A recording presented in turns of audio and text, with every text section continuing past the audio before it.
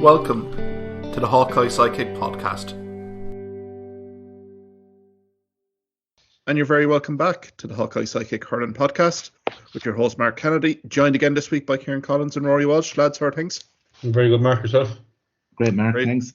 Yeah, great. No, another weekend fast approaching. I suppose this week we'll focus in on the Fitzgibbon Cup final. Mary securing their third crown to deny UL their 3-in-a-row bid. We'll have a look at that. Schools quarterfinals. We had Nenagh CBS and Scoil reach prevailing. And also round 3 of the Allianz Hurling League 1A, 1B and 2A we'll focus in on. We'll look at some of the standout fixtures and also look to see who might need a result. I suppose, guys, let's kick off first. Abbey Kerry last Saturday afternoon. We had a meeting of local rivals Immaculate College and University of Limerick. University of Limerick going for 3 in a row, 22-game winning streak. But I suppose, Ruairi, all credit to Immaculate College, showed more composure, used the ball better, and probably were deserving winners on the day, 214 to 115. Your thoughts? Yeah, fully deserved winners. I think at one stage in the second half, they were under serious pressure, and there was a strong breeze, as we saw with some of Jason Gillen's frees early on in the game, with UL in the second half. You were kind of feeling at one stage, maybe 15 minutes to go, all the momentum was at UL. They were after clawing back what was once an 8-point deficit, had the breeze with them, and you were kind of thinking it was going to take something maybe like a red card or something to swing it for Mary at that stage. But in fairness, they found they found another gear and they upped it against the breeze, got the next 2 or 3 scores, and I think it gave the whole team a bit of confidence that they were going to get over the line from there. And in fairness, you'd have to say they outfought UL in that spell. And when the game was in the melting pot with that 15 minutes to go, 10 minutes to go, and they were fully deserved. Going through the team, even as we know, Mark Rogers had been the main threat for UL up until now, along with Garrod O'Connor, and he was extremely well handled by Adam Hogan. And you were kind of wondering then who would step up next for UL. You know, apart from Garrod O'Connor, kind of took the fight to them. The rest of the forwards, nobody really took over the mantle, and it was a serious move from having the right man on him. And I suppose Adam Hogan would know him well from Clare training as well, and so on, and underage battle. So you'd have to say that, Podge Collins, of course, in with his cousin, and together as a team, I think they got things right. And I was just surprised with UL in a way, and we mentioned this, that they didn't maybe move Rogers, bring him out, and then give them a decision to make, because if Rogers was brought out to the half-hour line, did they bring Hogan out with him and maybe leave the full-back line a bit more exposed? But they never really put Mary in that position, never put them in that position. And in fairness, you'd have to just credit Mary. It was seriously deserved. And again, just to compare resources between both colleges, UL have a serious amount of players to pick from. Well sponsored, well funded, and it is kind of in a way, when you look at it that way, I know it doesn't seem when you look at the players in the team sheet, because Mary have a lot of inter-county senior hurlers as well. But in terms of overall resources, it is a giant killing. And it just does give hope to the smaller colleges and some colleges with smaller playing pools that if they can get things right, get the right lads in over the team, do a small bit of recruitment and making your GA and hurling program enticing, that you can go and win Fitzgibbon Cups. Yeah, absolutely. Kieran, get you in there. What was your thoughts on the final? Yeah, I suppose if you were to roll back a couple of weeks, after the first 2 rounds of the Fitzgibbon Cup, all signs are all, I think if you were to put it to anyone, UL would have been the favourites to expected to win. But I think we kind of predicted back then that Mary were ticking along nicely, and they were maybe a surprise package, I suppose, compared to what would have been the start of the year. But they were full credit to get there. Beat some good teams along the way. I think you compare that to UL then, where I think they struggled. They limped over a quarter final. Same in the semi-final against Galway. I myself thought that they would, I suppose with the game that it was and going for history and win 3 in a row, they would have upped another gear. But I think, they just never got their star players, especially their forwards, into the game. I think it's Rory highlighted, Mary definitely had to handle them and got their man marking right and get the matchups right. I suppose there in the first half, Mary started really strong, but with the benefit of the wind, and I think they were probably wasted as well. The 13 wides in that first half, and I think if you were looking at it at half time, they were 4 points up. You'd probably given the advantage to UL to be playing the second half with the wind, and the way they started that second half, they scored 7 of the first 8 points in the second half UL, and I think I suppose betting and running, it would have been, UL would have been strong favourites, but that I suppose Rory said Mary Ives went up a gear, they battled, they heavily relied on frees, but I suppose it was the work rate that they showed to battle to get back into that game. They only actually scored 1 point from play in the second half. I suppose that they had to work done in the first half, and it's huge credit, and I suppose it probably means a lot to them. And as Rory said, the resources and the colleges are 10 minutes apart, but I suppose Mary I probably the population of men in Mary I is probably small enough compared to what will be in UL. So it's a huge result for them, and I suppose in a way, look, there's a lot of hurlers from all over, but I suppose it's good for Limerick hurling having the two colleges in the Fitzgibbon final in the first place. Absolutely, Kieran. Rory, get back to you just regarding some of the player performances during the final. I mean, Kieran alluded to it here. It was a good opening quarter here for Mary I. 1-5 to 2 points up. I mean, Devin Ryan and Jason Gillan certainly leading from the fore, but I mean, likes of Shane Meehan, Dermot Ryan, like the key performers here from Mary I turned up, and Joe Caesar as well. So, I mean, from, let's say, kind of a Jamie Wall, Podge Collins perspective, like matchups superb and players delivered on the day. Yeah, and not just matchup superb during the game as well. We spoke about maybe UL should have maybe done something with Rogers rather than just kind of leave him in a situation where he wasn't winning ball inside. But Shane O'Brien and especially against the Breeze, having Shane O'Brien and Shane Meehan inside, it wasn't working. They brought out Shane O'Brien with maybe 20 minutes to go, and he won an amount of ball out the field and kind of helped to swing the game in a way. And I just thought it was a very smart move. Bringing him in, and it also in a way brought the full forward line in as well, because he was winning ball and delivering it as opposed to kind of waiting inside for ball that wasn't coming. But yeah, going back to performances, like I don't think I've ever watched a game where the goalkeeper had 1-3 scored after 15 minutes, let alone an All-Ireland final. And he is a massive bucket of ball. Like there was one score, I think it was from his own 20-yard line. Like and I was just wondering, is it one of these pitches where the midfield there's about 5 yards between the 265s, but when you watch it, there was still a standard size hurling field, but he was kind of making a mockery of basically how long a lad should be pucking ball. There was one puck out he had that nearly actually bounced wide. It was just kind of held in play at the end line at the far end.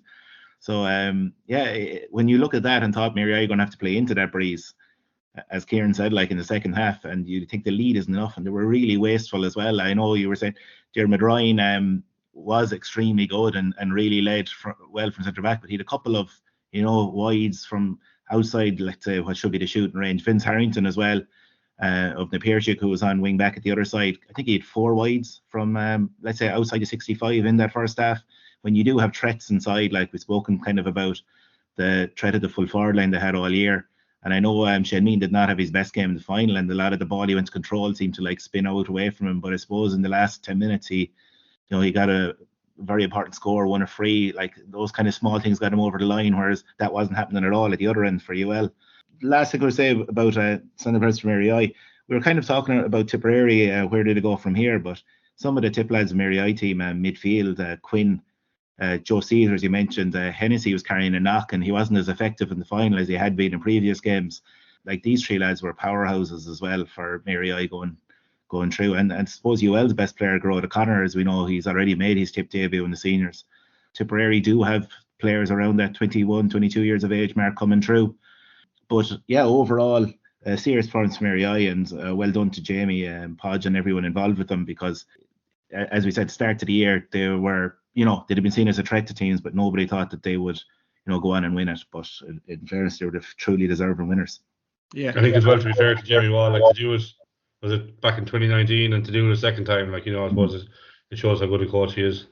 And you can see what it meant to him as well, Jamie in particular, because he knows what it takes to, win it once, but to do it again with a whole new bunch of players against all the odds, and against, as we mentioned, resources like Mary I don't even have an AstroTurf pitch to train on during the winter, to put things in perspective.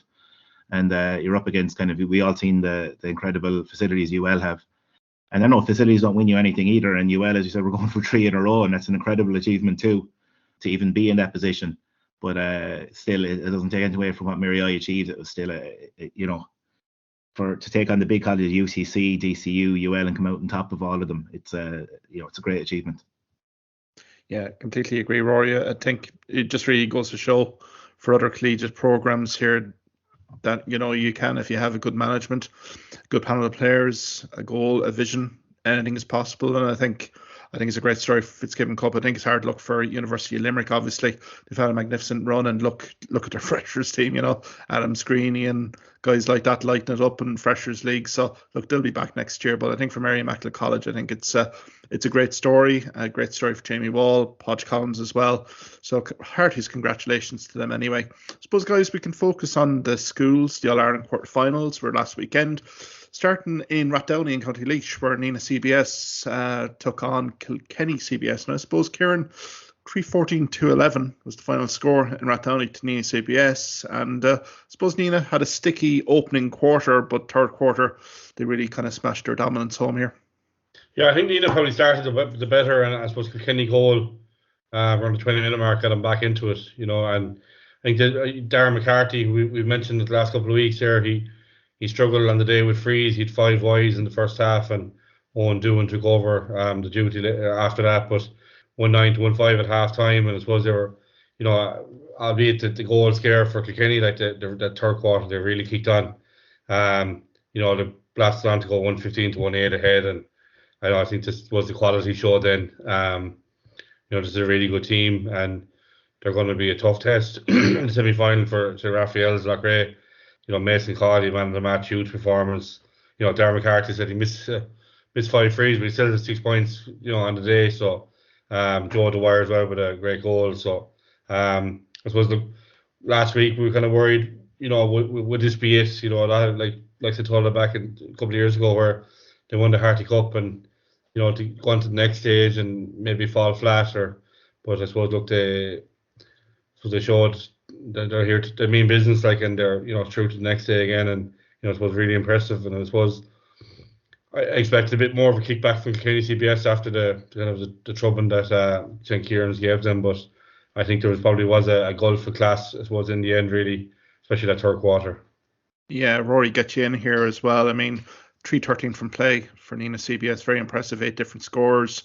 Doohan obviously took over free taking duty. You had Cawley, you had McCarthy taking 6 points here as well. Hackett centre back was absolutely immense as well. So I think overall for Nenagh CBS, they're well set coming into an All-Ireland semi-final. Yeah, they are, and we mentioned earlier in a couple of weeks ago on the podcast that they're drawn from kind of all over North Tip. There's I think there's 8 or 9 clubs making up the starting team, which is kind of unusual sometimes in a town college like Nenagh, where there are other colleges around like Roscrea. There are other secondary schools that they can dip in and out of, but I'm sure their management would have been slightly worried as well, because they have seen what's happened in the past with colleges that have won the Harty Cup, for the first time or the first time in a while, slip up at the next stage. So I'm sure they're delighted that they not just got over the line, but put in a real emphatic performance, and have kind of thrown themselves in now as major contenders for the All-Ireland. Yeah, absolutely. I suppose, Kieran, get your comments here in terms of Kilkenny CBS. I mean, hopes were high here 2 weeks ago, heading into a Leinster final against St. Kieran's, but it's all gone very flat here, hasn't it? I mean, even this quarter-final performance, I know there was a third quarter revival when they switched to a run game, but overall here, Kieran, they were very much second best. And I suppose, what reflections do you have on Kilkenny CBS this season?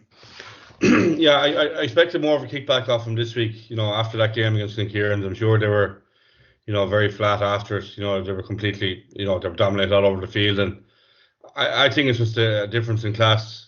St. Kieran's are a powerhouse and they're there every year. And I suppose this Nenagh team, they've really impressed in the Harty Cup through every stage. And it was going to be no easy task, but I think just, maybe some slight cobwebs for Nenagh early on in the game. But, once they got into momentum that third quarter, they really kicked on. And I just don't think Kilkenny could have done anything or changed anything to match it with him. I suppose they did run him a little bit more direct in that, to try in that third quarter, but I think just the difference in class was the telling factor in the end. Yeah, I mean, 2-7 from play from Kilkenny CBS is not really going to get it done, is it, in the quarter final? I suppose Corcoran was a bit of a standout for Kilkenny CBS, but a few scores.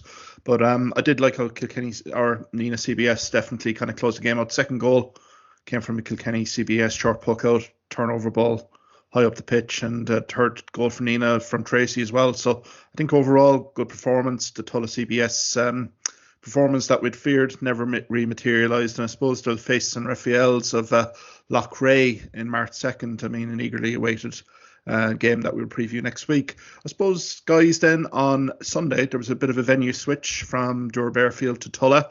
You had Scoil against Presentation Athenry, and a very physical game here, Ruairi. And Scoil are indebted to Mark O'Brien really to get them through here. Yeah, Mark O'Brien, one of the All-Ireland minor winners with Clare from Cratloe, scored 1-9, 1-3 from play, which, this time of year in a soft pitch like that is serious scoring. And you back it up with a few other scores from elsewhere, and it's going to be a hard total to beat. We spoke about last week, would Aaron Nyland being the major threat for Athenry, would Scoil be able to, contain him? And Aaron Nyland was contained, he had 1 point from play. The question then was, would there be more men to step up for Athenry? But look, that wasn't the case as such. And I know they were well in the game for long stretches, especially, maybe up until the 35-40 minute mark was where the first kind of gap appeared in it. And it just shows with UL that they're not, or it just shows with Scoil that they're not kind of reliant on. I know it was Mark O'Brien today, but if Fintan Fitzgerald has been, well able to get on the scoring streak. I saw him score 4 or 5 points from play in senior game for Mungret this year in Limerick Championship. So he's a start in Limerick under 20 from last year. He had 1 point from play, but was influential in other ways. He can also get heavily on the scoreboard.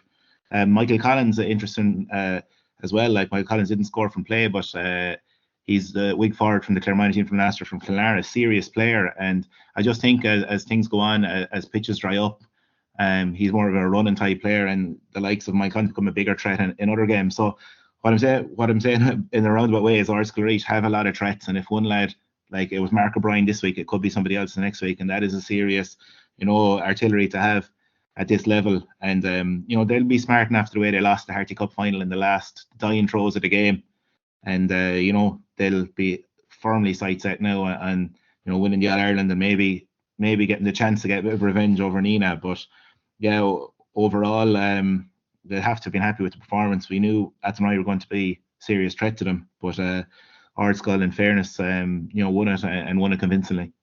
Yeah, Kieran, get you in there. What was your thoughts on the game? Geez, yeah, it was a real bruising battle, wasn't it? Real physical encounter. I think Athenry probably had the best of the first half. 1-7 to 1-5 up at half time. The Kieran lean goal for him, but I think it was, as I said, the Mark O'Brien show in that third quarter. 1-3 from play. I suppose he really was the difference. I think Athenry struggled to get scores in the second half as well. And I'm just kind of wondering, is there a bit of a trend developing with Aaron Nyland that, being held? We saw it last year in the minor All-Ireland final, where there was all the expectation and talk about him, and, he was held that day and they didn't win. And, just these players, are they kind of this name for a young guy who's been talked a lot in the last couple of years? Is it too much, on young players? I think Evan Nyland was probably talked the same way, and I think there's probably plenty of critics on him too. But is it too soon for, I suppose, expectations in these young guys? It's still probably an incredible hurler, but is the pressure the big day getting to these guys because of outside noise and talk? Yeah, because I know up in Galway here, Aaron Nyland is really being seen and perceived here to be the next real big underage star here in Galway, and that comes with pressure, no doubt about it, Kieran. And maybe this is kind of a reset here, maybe for Galway fans. I mean, obviously Presentation, Athenry management would have done their best to try to distribute scoring, but ultimately it is down to Nyland here in terms of the scoring rate and ratio. Even though Lean came in with a superb goal after 3 minutes, and there was a number of scores here as well, but he's the focal point. He's been the focal point in the Connacht Championship. So yeah, I think it'll be probably reflections here definitely for the Galway minors going forward. I suppose Ruairi here as well, that second quarter, I mean, the physicality wise was just off the charts here. I mean, scores were at a premium, and it's kind of really does bode well for Scoil that they were able to kind of see through a tricky opening half and then really kind of burst into a game-winning advantage in that third quarter. Yeah, and I just think as well, the Harty Cup would have galvanized. You get games I know they had a right battle against Hospital down in Kilmallock, and it was that kind of a feel that it was going to be a physical battle, and they had come through them already. And sometimes, we talk about talent and they have so many, Clare minor here, Limerick minor there, and this kind of stuff. But it just shows sometimes you have to be able to battle as well and win the physical battle. And they matched up big time with Athenry. And in the end, they probably just had that bit more, as we said, more of a spread of scores when it came to it in the end, once they're able to match the physicality of the game. Yeah, so look, Ard Scoil, they're right in there now, and they're right back in it. And you would have thought like that was probably the a tricky one, like Athenry coming down, as you said, with kind of big names on their side as well, and a lot of success with the clubs that these players are coming from. But it just showed that Ard Scoil are probably going in the right direction and may have learned some things from the Munster final as well and strengthened things up throughout the field too. And then I think you can add a bit of hurt and hunger as well, and the manner in which they lost the Heart Cup final, that'll drive man mentally, motivation, I think. So it'll be some contest against St. Kieran's in the semi-final, and I suppose it's early days yet, but there'll be whoever wins that'll be a hard team to face in the final. Yeah, absolutely, Kieran. That's just a titanic struggle right there, isn't it? We'll give a preview of that next week. And I mean, from Presentation Athenry, another stellar school.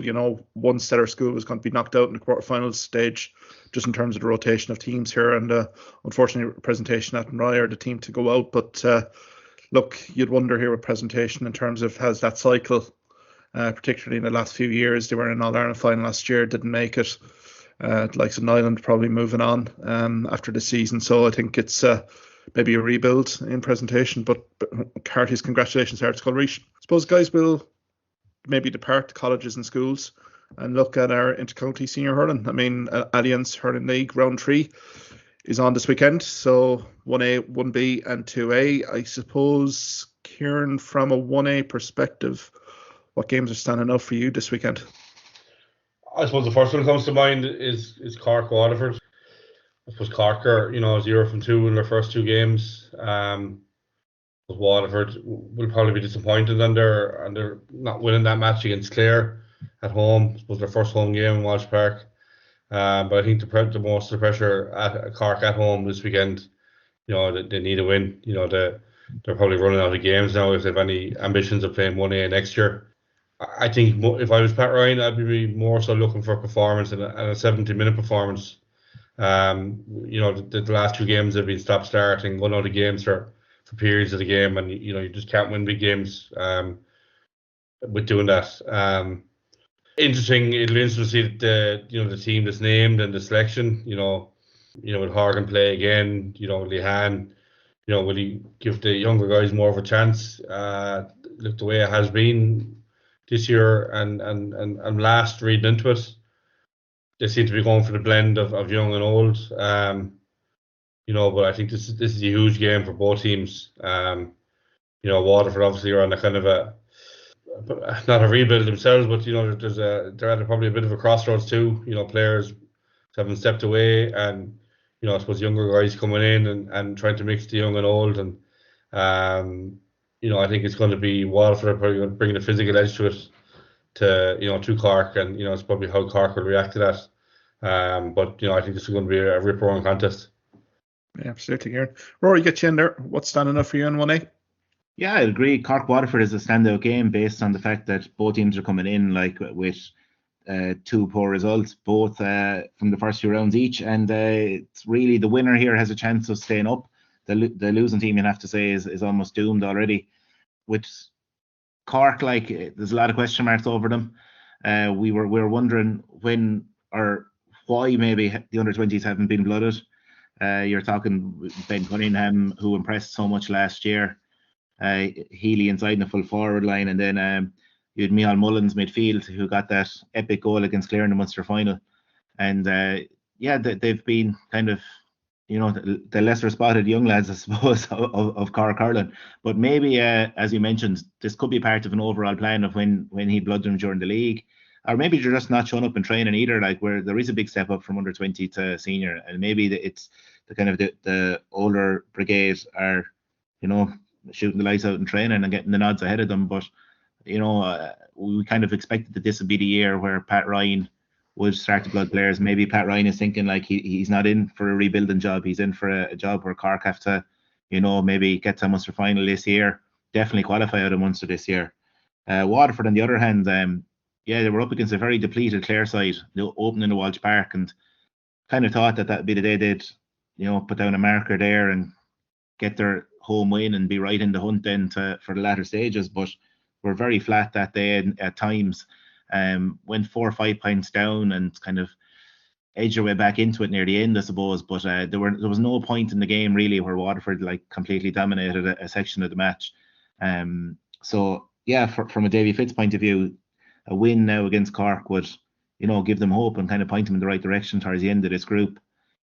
So yeah, look, it's kind of the game that has the most intrigue in it. I don't think either team will want to lose this game either. In terms of revenue, Cork, we know, are in trouble financially, and they don't want to be down, next year playing kind of teams that they would, perceive as Joe McDonough teams. They want to be up at the top against the likes of Kilkenny and get, drawing in the crowds. And in fairness, they probably draw in as high a league attendance as any team, especially down at home.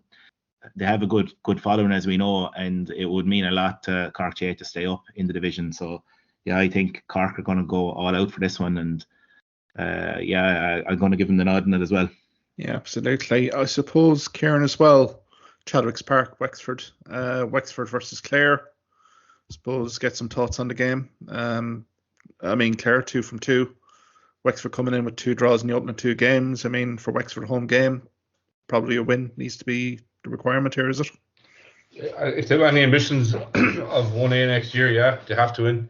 I suppose if you were to say before the league started, if they had 2 points from the first 2 games, having played Kilkenny, Nolan Park and Offaly at home, you'd probably take it. But I'm sure, looking back at it with the benefit of hindsight, a little bit disappointing to only have 2 points. I think it's a big game for Wexford. Clare coming to town again. I suppose the last time Clare came to Wexford in the league, it was a bit of a drubbing. I think they shipped 6 goals that day, and things weren't right. And I'm sure that'll be on the minds of certain players who were around that time when they take to the pitch Sunday. It probably depends what type of Clare team plays. Clare with 2 from 2, will they bank on the Offaly game as being a win, having their 6 points already? I still think they'll probably, they have been playing some, I suppose, a weaker side, but they have been impressive. I thought, Sean Rinn, really impressive the last day. I suppose the likes of Patrick Crotty give game time to Shane Meehan and, Mark Rogers, and, while they're younger players, they have been impressive. And, so I think it's, for Wexford, I suppose a win is a must if they have ambitions of playing 1A. I think for Clare, I suppose the pressure is off having the 2 wins in the bank in the bank already. But I suppose I expect maybe a little bit of revenge for Wexford just based on the last league game against Clare under. Yeah, Rory, get you in there from a Clare perspective. There's a little bit of an edge between these 2 counties after historical meetings. I can think of the COVID National Hurling League, certain players being omitted last minute. And then obviously All-Ireland quarterfinals, and obviously that 6-goal drubbing last season. So Wexford will be no short of motivation here, I would say, Rory. So how's Clare going to approach it, do you feel? Yeah, and the teams have met an awful lot recently, for teams in opposite provinces. They seem to keep coming together. Even the COVID championship, where it was kind of an old style, after the provincials come into our knockout, Clare Wexford were the first 2 teams drawn out to play each other again. So they've met an awful lot recently. Clare, by and large, have had the upper hand, both league and championship. I do remember Wexford coming up and scalping Clare once in the league up in Cusack Park, but by and large, Clare have come out the better end of things. But sometimes it's been down to the bare minimum between the teams as well. I know Kieran is alluding to the kind of facile victory Clare had down there that time, and I think that defeat did hurt Wexford that year. It's a massive dent in your confidence to lose at home with a drubbing like that.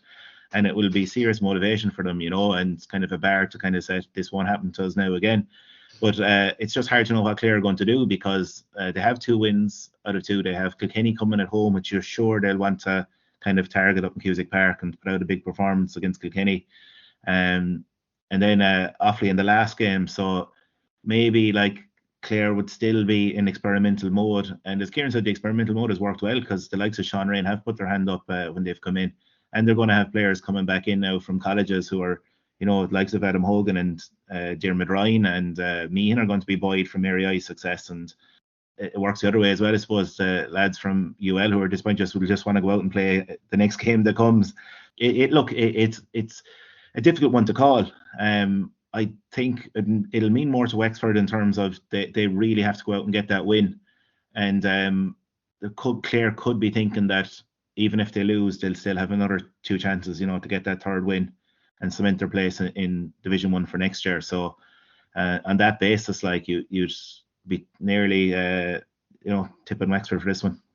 I do think as well, Rory, that the fact that, midpoint in the league, like Clare would like to be ramping up, but you can see Clare being in the latter stages, will they take a little bit of a lull now to ramp up again, coming into a possible, league semi-final, final, into championship, and get the intensity rising week on week, It is funny how different teams approach the league, because last year you could say Limerick went out and won the thing and ended up, Munster fine against Clare or whatever. Now they did, let's say, struggle 2 rounds in Munster early on. Clare didn't take the league one bit seriously last year, and ended up. I remember seeing Clare up in Ennis against Galway last year, just up there going, "What are Clare at here? Like they looked so flat and everything." And next minute came out in Munster Championship, and apart from the Tipperary game, like performed really well in the other 3 matches. So it's hard to know like what is the best approach to take.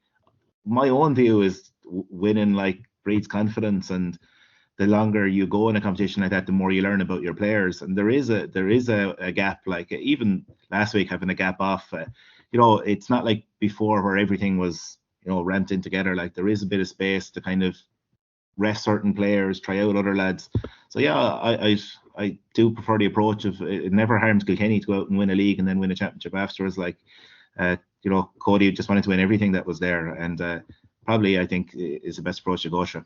I suppose that we've highlighted this as well, as the benefit the Leinster teams may have is 2 weaker games in the Leinster Championship. So sometimes the fixtures fall where they might have a Westmeath or an Antrim first 2 games, and I suppose it allows them that extra week or 2 to progress to the latter stages. But I don't see where this is year on year we're talking the same thing, but for teams to go and win the league if they're back out 2 weeks time in championship, I think that's what we probably saw from Limerick last year. Was the 2 weeks enough to recover and get yourself back and up and ready for for another hard hitting round of games? Like another factor, Kieran, I think for teams, let's say teams that haven't won a lot, like I'm going to show Clare in that bracket as well. There is a good bit of backslapping when you do win a league, and it can take the eye off. We saw it with Waterford a couple of years ago. Yeah. Yep. Suddenly you're being written about as favourites for All Ireland, and you're set up for a fall. And I know the teams that are successful can deal with it, like they know what it's all about and they've been through the mill. But lads who maybe don't have that medal, and suddenly there's a league medal and going into work that week and everyone is saying, "Oh, well done." And whereas in let's say for a Limerick player or a Kilkenny player even to come out with a league medal, like at work nobody's mentioned it to them even. Derek McGrath knows that very well, doesn't he? Lads can lose a run of themselves, basically, is what we're saying, and it has happened to teams in the past. So there is that slight danger, and certain guys would nearly be thinking, get to a league final and you'll be grand. Like, no, you don't really have to go out and win it, which is a shame because that's national medal, like it is. And when we were younger, like to win a national league was a huge thing. If your county were national league champions, and it was almost seen up there as being as good as a provincial title, let's say, being a national league champion. But now it's just been diluted as the years have gone on, and you're just hoping like that this year, like from now on, that teams are going to actually go for it and we'll have a proper competition, when we get to the semi-finals, final stage, because there has been chatterboxing in recent years when you get to the knockout stages. I suppose we can finish off 1A. Offaly travelling down to Nolan Park, face Kilkenny. Kieran, from an Offaly perspective, got a good draw against Wexford. They may have regretted it from video analysis, given the chance they may have missed in the opening half. But do you give Offaly a chance to maybe deliver a performance against Kilkenny here on Sunday? I'm sure that's what Johnny Kelly is looking for in any of these games, is get the performance. I suppose on top of the Wexford game is a bit more accuracy, and I suppose that get the shots percentage higher. To be fair, they worked like dogs against Wexford, and they really battled, especially in that first half. Like they really bullied Wexford all over the field. So I think for Johnny Kelly going into the Joe McDonagh is just to get a couple of good performances in and get confidence up, and to show these younger guys and I suppose the whole panel is that we're not far away from this level, and we're thereabouts and can mix it with these teams, and I think that if they can get that confidence going into Joe McDonagh, they're going to be very hard to stop in that competition. Yeah, absolutely. And I suppose Ruairi, Derek Ling has been mentioning in local media possibilities of trimming down the squad after round 3. I suppose from a Kilkenny perspective, they've won a game, they've drawn one. I suppose looking for a bit of a performance and a good win here to maybe boost confidence going into the business end of the league season. Yeah, and if you're one of those players that thinks they're kind of possibly under threat of being in that chop, like you're kind of hoping in a way that the game is a tight one and your contribution, because if Kilkenny end up with a facile victory here, like, and even a leg scores 4 or 5 points from play, you still might get the chop because it won't be seen as valuable as if it's dug out. But from an Offaly point of view, like Offaly are in a position here where compared to the other teams in the Joe McDonagh Championship, where they're up against top quality opposition in the lead up to it, and you're just hoping that this year that they might, I know last year you could say they were kind of caught in the final, but like this is the year where really for the lads coming through that they have to make that step up, and I think it's very important for them that they stay in there in the league all the way through, and they don't end up getting a good few clippings between now and the end, because it could nearly have a detrimental effect. So it is important, and Johnny Kelly will be hoping that they are as competitive now this week as they were against Wexford in the last round, and that they give Kilkenny a game. And I don't see Offaly winning this game. I don't think any of us do, but you want them to be at least competitive and be right in there. And that's, again, we speak about the league, about learning what players will step up for championship, but a game against Kilkenny is, you'll learn a lot about your players in a match like that and see who has the stuff for championship. Yeah, absolutely. I suppose, guys, we'll go to 1B. There's Tipperary versus Westmeath in FBD Semple Stadium. Dublin entertain Limerick in Croke Park as a doubleheader on Saturday night. And Antrim host Galway. I suppose, Kieran, from your perspective, what's standing out here in 1B? It's hard to pick again to stand out. I suppose the Dublin Limerick game, I suppose, of the three, if you weren't that handy on a Saturday, the doubleheader wouldn't be a bad idea. Like, you Dublin play Limerick first, and then Dublin Kerry footballers take the stage after that. So, wouldn't be bad out in HQ. I suppose look for John Kiley, maybe a chance for some of the younger guys to experience Croke Park. They've named the team tonight, and I won't say it's full strength, probably 2/3 strength. But the likes of Adam English and Shane O'Brien, Johnny O'Donnell named the full forward line. Just a chance for these guys to experience what it's like to play there. Look, Dublin have been looking at all sorts of bother so far. Possibility maybe O'Donnell might be back, but I think they need a few more. I think we've talked about this today, but Dublin without Donald Burke are just not a team. They're really struggling at the minute, and I suppose for Limerick it's another chance for another 2 points, and I suppose John Kiley will be looking for a little bit more increments and improvement in things like in intensity and just performance, I suppose, as a whole from players, and I suppose the result would be looking after itself, but it's very hard to see anything but a Limerick win here. Yeah, Rory, get you in here as well from a Limerick perspective, like Will O'Donoghue, Barry Nash returning. So, I mean, some valuable game time for those guys. But Dublin, on the other hand, will they have the scoring threat to actually seriously test Limerick on Saturday night? No, you could see there's a bit of intention from Limerick here in terms of, it looks a much stronger team on paper, a lot more of the, let's call them the All-Ireland winning team out there. You just see, like, I don't think Dublin are in this category. And unfortunately, there seems to be a bit of slippage, especially in the last couple of years. And I know Dublin could say, well, we qualified out of Leinster last year, but they were so far off in that Ireland quarter final, and in a way, it's kind of hard maybe to see them qualify this year. So yeah, you're just kind of from a Dublin point of view, they need to show signs that they are actually improving and that they're actually going in the right direction. And I suppose playing the Ireland champions in Croke Park is probably where they'll get the best indicator of what direction they're in.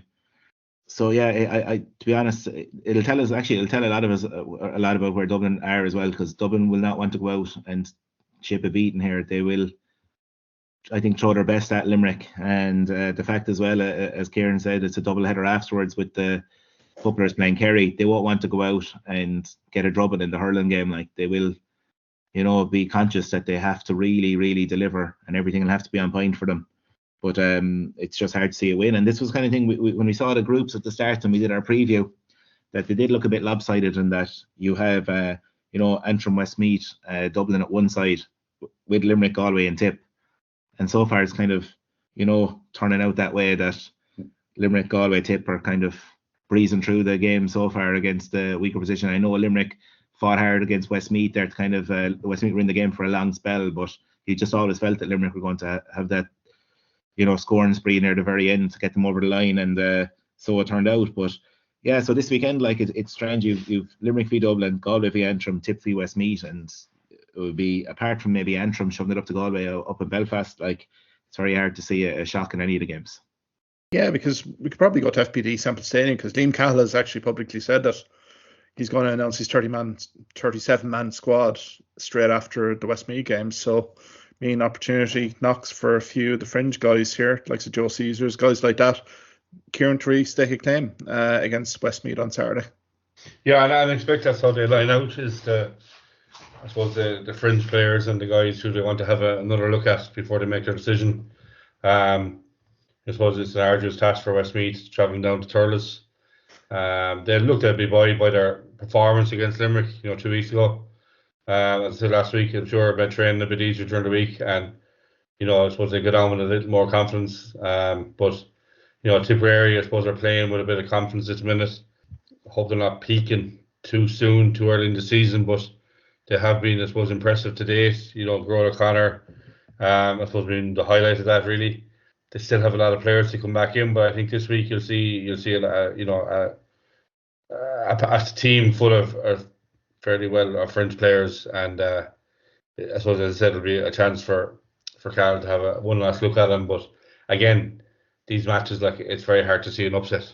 Yeah, and Ruairi, like Corrigan Park, Antrim versus Galway here. I mean, the hope here is Antrim continue at the performance levels. I mean, probably they'll have to up it significantly from the Dublin performance, but the hope here is, like, Gunning and the rest of the Antrim guys can elevate it here to seriously challenge Galway. Yeah, look, and we know Corrigan Park has been a bit of a fortress for them, and they have given big performances against some of the top teams that have come up there, and you're just hoping that this is the case as well. Should have beaten Dublin, and that would have given them a bit of confidence coming in here, but like, Galway are a big step up from Dublin.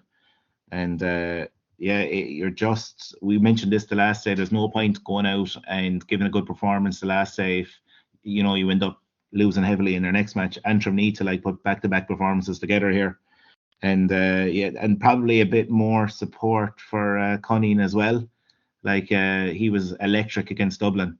Again, it's kind of situation we spoke about. He's their marquee forward at the minute, and if he's being held, is there somebody else going to step up and score 1-3, 1-4 from play? And it'll be an interesting thing to see against Galway. Have they a bit more depth to their forward line? I think as well, like, we're talking about Dublin in one breath, saying that they're poor and struggling.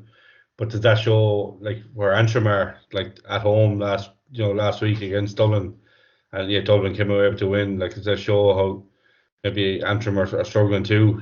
But I suppose it's 2 games against Dublin they should have won, but should have and would have are completely different things. And Galway are 10 steps up on what Dublin are.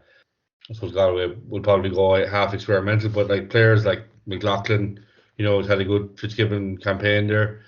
Younger guys, Liam Collins and Gavin Lee and stuff like that, going to get game time. And these guys are putting their hands up for jerseys, and they're not going to be, the Antrim are not going to get anywhere easy against Galway. And I think that there is pressure on Galway in different regards too. So it's very hard to see anything but, like, Galway winning by a definite double figure score. Yeah, absolutely. No, so I'm kind of taking it here. It's Tipperary, Limerick, Galway for you guys, is it, for the weekend? Yeah, it can't be any other way. Yeah, and then 1A, obviously, Kilkenny versus Offaly. Kieran and Ruairi, who are you tipping there? Well, obviously Kilkenny, but the question is, how close will Offaly get to them? Are they going to, like, if Offaly get to 5 points, that's, serious signs of improvement. 10 points, inside 10, single figures is respectable, but anything beyond that, and you just be worried, as we mentioned, things can go either way for Offaly. They go into the Joe McDonagh really competitive after big performances, or if they get a few hidings, it might go the opposite way for them. Yeah, Kieran, Kilkenny for you as well? I think so, yeah. The only thing with factors for these, we'll say second-tier teams like Westmeath and Antrim and Offaly in that same bracket, with the week break last week, and there's going to be another week break next week, some of these teams are going to go through, I suppose, heavy blocks of training, and it'll just fall as the match falls in between that. So, maybe that will be a factor for the teams like Kilkenny, Limerick, and Tipperary, where they're probably going to go through big, heavy work in this 3-week period. But yeah, you still have to tip Kilkenny regardless what team takes the field. Offaly would be happy with a good performance and keep it within a couple of points. Cool. And guys, the other two fixtures in 1A, Cork v Waterford, Wexford v Clare. Who are you tipping here, Kieran and Rory? Yeah, I'm going to go with Cork. Could be the game of the weekend. I think both teams are going to go at this. And sometimes in the league, it's hard to predict when both teams are going to really go out and try and win the game. I think this will be one of them. And I just think Cork might have that bit more firepower. Waterford are still down a lot of players. And even then, lads coming in, it'll be their first game. I know Cork have been blowing hot and cold even within games, but I just think they'll probably have enough for Waterford, who were disappointed not to win at home to Clare, as we said earlier. So, yeah. And Wexford as well. I think this could be a close one. Could be one might be worth a punt and a draw, but Wexford at home, Clare having 2 wins on the board. I'd go at Wexford, just about. Same for you, Kieran? Yeah, I think for me, the Cork Waterford game probably is the game of the weekend. I think for Pat Ryan, they have to get a performance above anything else. Another home game. Waterford, I suppose, they haven't been anyway impressive, but they are still lacking a few good players to come back in. I think more pressure will be on Cork. I expect them to probably have enough for Waterford this weekend.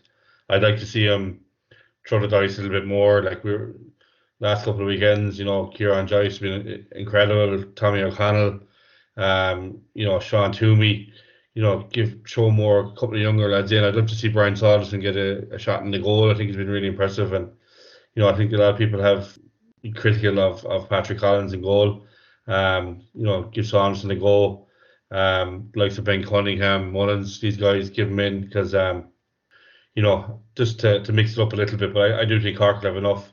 Wexford Clare, I do think it'll all depend what Clare travels. My own opinion, I expect that they might, be happy with the 2 from 2, and I suppose what games have to come. You could probably throw Clare in one of these teams that are going to go through a heavy training block with the gap weeks either side. So I think just from, Wexford will be disappointed with their performance against Offaly. You'd expect a bit of a kickback on it, especially the first half there. They really weren't at the pace.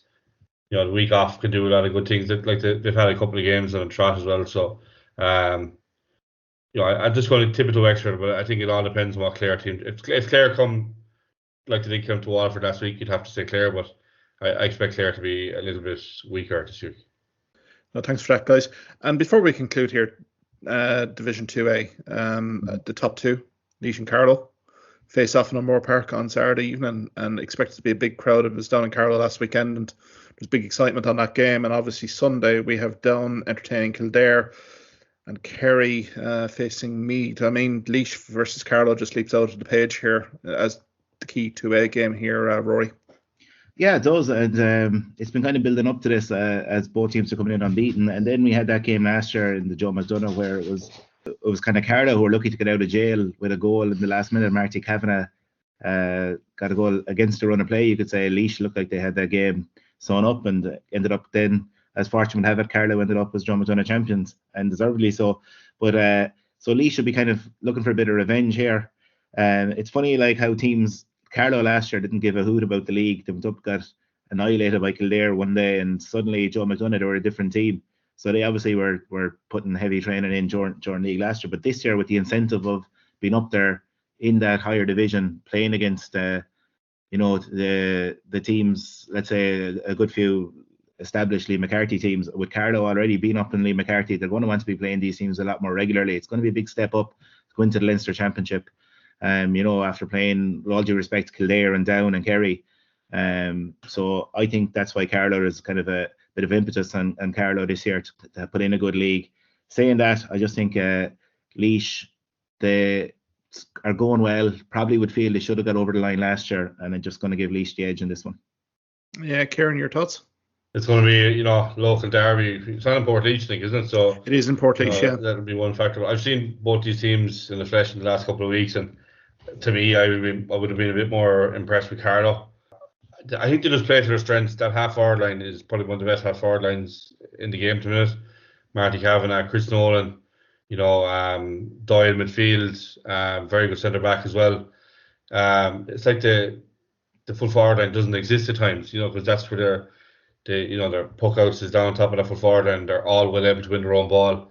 I think they just use that to their strength, and I think, based on what I've seen so far this year, I think I've been really impressed with Carlow, and I think they have enough for Laois. I think regarding Down and Kildare, Down have been impressive in the first two games. I suppose it'll be a sign where both teams are at, really. I think this is probably a battle for third and fourth at the minute. I suppose Kildare, we talked about them a lot last year. I suppose they're very disappointing end of the year, but I think this will be a litmus test for both teams to see where they're at.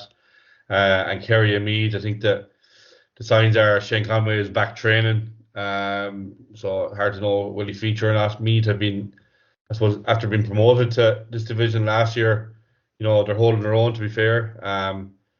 The way Kerry have played the last couple of weeks, you'd nearly expect me to put up a little bit of an upset here. Yeah, Rory, get you in here. I mean, it's more news of Kerry, like club transfers to Loughlin Gales. I mean, from a Meath Saoirse Bulfin perspective here, given the panel withdrawals from Kerry, surely this is an opportunity to maybe secure an away win here and maybe secure 2A hurling for next season. Yeah, Kerry must be reeling. Like Jack Goulding earlier going to London, where he scored 3-11 recently against Wicklow, and now you've Fionn Mackesy, who's arguably Kerry's top hurler, going to Loughlin Gales now, and Kerry are working off.